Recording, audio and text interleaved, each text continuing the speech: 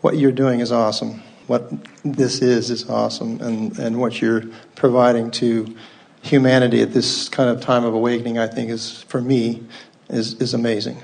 It's specific. It's specific in response to your asking, isn't it? Isn't that really what's happening? It's specific in response to who you are. And so the credit is yours. Well, I'd like to see this light for me, so I'm thinking of this as a jam with infinite intelligence. When I was a young man in college, I studied science, physics, and I had some epiphanies, sort of those moments where I was trying to understand what we had a scientist, Einstein, who said energy equals mc squared. It sort of said it was all energy. And then I got this notion that I was curious about the source. How did this energy, where did it come from, sort of that source idea, and it just sort of is. And I got this flash, it just said, it is. There was no beginning and end, it just is. It's still hard to get my head around that. And then there was another piece of that, it says, I am. Okay, I'm perceiving something about it, and then I'm a part of it, and then I can know it. And this knowledge thing, this knowing piece has been sort of a quest of mine to sort of, and on your scale of emotion, knowledge is way up there, this knowing. It's up there with joy, it's up there with appreciation, it's up there with love. And so there's sort of this, I guess, there's a lot of things I could say, but the essence of what I want to ask is from the non-physical perspective, because we're in this time-space place. And so I am oriented to... And so are we. Well, I get that. So I'm curious because I see the time-space place as being a projection of from where you are, so to say. No? It's an attraction. In other words, that projection thing is what trips you up.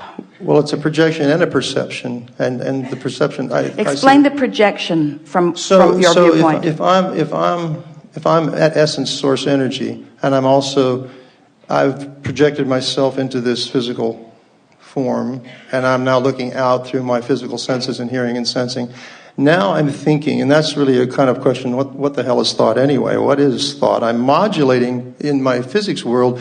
That would be a frequency. Source energy sort of has harmonics and frequencies, and so if I'm thinking, if I'm holding that thought for 17 seconds, pretty soon I have something that a lot of things can resonate with that become a reality for me, is sort of how I'm seeing it.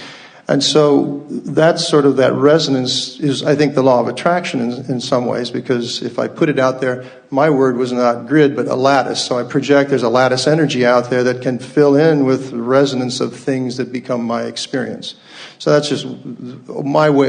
Your words trigger these thoughts. Well, your words are perfect words. We find no disagreement with anything that you're saying. That's terrific. So then I have this question about essence. But let's go back and tidy up this projection thing just a little bit. It's sort of to me, and then I'll be done with that. Is it project and then perceive? And if I'm aligned or resonating with my source, and so I've modulated source frequency. Just use these words instead of project and then perceive. Use the words intend and then allow. Great. I'm standing where I'm standing, and I'm holding an intention, because the intention is the asking. And then the allowing, and it's different from projecting. It's huge. It's the biggest stumbling block that humans have in understanding what creation is. Right here. This is great. This is great because the projection is sort of do it, and intending it is think it, or just imagine it, or visualize it. So here's the question. Or dream it. Do you project your thought? Yes, of course. I mean, thoughts radiate. But play with us for just a little bit. Come with us to the light side. I get it. If I think, I radiate. But there's a difference. Of course, there is a projection. We've been saying your source energy, and a part of you comes forth into the physical, and that certainly implies a projection. But we want to soften that, because all consciousness exists as a state of being. And so we're just exhilarated in what's coming next, because we have not been here before. So as you are source energy, with the intention of a part of you being in this physical body, from the source energy state of being, it's already done. So now, here you are, allowing and attracting unto you here. Did you catch the difference? There's such a big difference between those of you who are new. You are blessed to be patient and listen, because thought has not been in this place before. This is a leading edge understanding. It's the difference between assertion and attraction. Yes. Yes. And my words around your three-step deal is sort of ask, and I love your word bask, because it just sort of says chill, but ask and it's really done, I think. And that's ask, intend. Okay. So it could be intend, but project. Project? Very soft. Well, that's what radiates from the thought. I mean, it modulates this source into this lattice energy was my word for grid that fills in. But so the way it works for me in my words is this ask, bask. Which is the allowing. And then let the how be the wow. Which is the grid filling in. Yes. Which is the grid filling in. Yes. So I'm into a lot of wows right now. A lot of wows. Like wow, wow, wow in my life. Life is very good for me. So the curiosity part here is on the non-physical is sort of, the physical is an extension of non-physical. So altogether we get the all that is. So on this leading edge of physicality, we come back in a death experience into non-physical. And in that, so this is knowing and it's curiosity and it's, but I'm interested in identity in non-physical. Jerry and my parents and humanity, billions and billions. And just park that for a second, because the other thing is the young man as the physicist wondering what's big and what's little. We have the galaxies, we have the Hubble, we have a telescope called the Hubble. And if you look at this telescope images, there are billions of stars just in this, like our little sun. And so the interest question is we physically look through and extend our senses through devices like the Hubble telescope, and we see not just a galaxy like the Milky Way, which is us with billions, 200 billion stars. Then there are billions of these galaxies, and we have this thing called a Big Bang that's like an expanding universe. And this all seems physical to us. It's sort of energy manifestations. And my question is how is that perceived? So let's say I die, and I will, physically, this form. What will I see of this physical universe from the perspective of non-physical? How would it look? Or how will I see it? How will I sense it? And how will I know my identity without physical form? That's probably enough to ask. It's enough for days of conversation. First of all, it's in the vortex.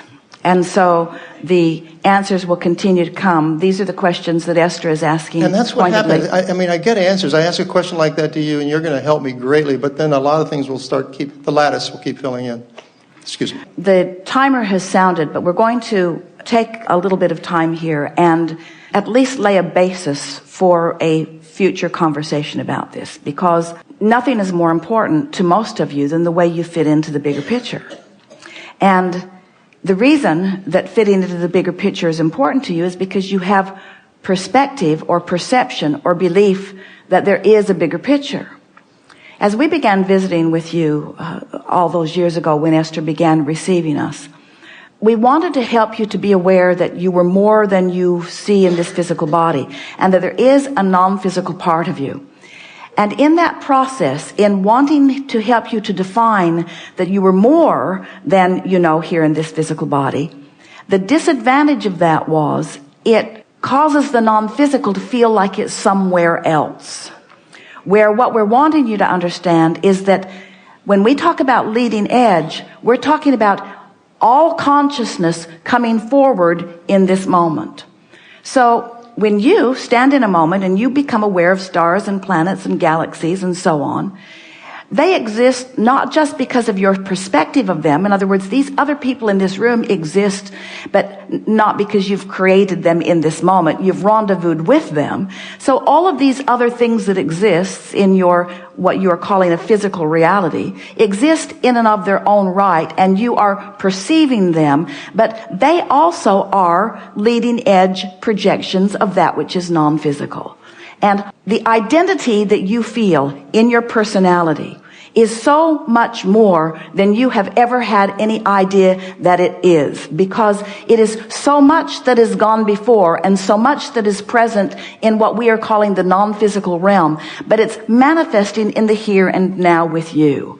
And when you make your reemergence into non-physical. While your physical body will not be the housing that is focused the consciousness, that consciousness will still be as acutely focused as it is while it is here in your physical body. The only difference is the physical things along the physical trail that you've picked up that are resistant in nature won't be present in your vibration. So you just become that super cell, that supersonic, that super clear, that super intelligence, that super being that you were all along, that was somewhat muted by the contrast that you were living. And when the contrast lifts, you are that again and all that you've picked up along the way. And as you interact with others, this is the thing that is coming forward in a more powerful way. Primarily because of Esther's experience with Jerry and her wanting to understand what her relationship with him now is. She wants to know how aware he is of her. Let's start in a very basic place. So some years ago, when we were doing telephone consultations, Esther was not traveling so much, and many people every day called and had a telephone conversation.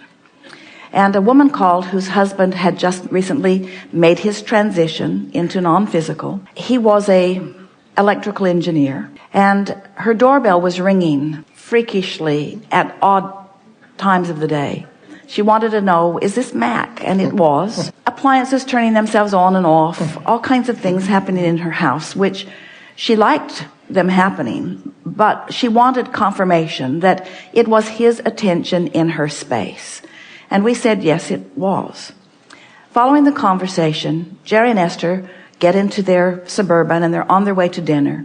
And Esther is telling Jerry about this conversation because they'd had dinner with Doris and Mac many times. They were friends. And Esther is saying to Jerry, I wonder if Mac could play with us. He was an electrical engineer. Maybe that's why he's doing electrical stuff.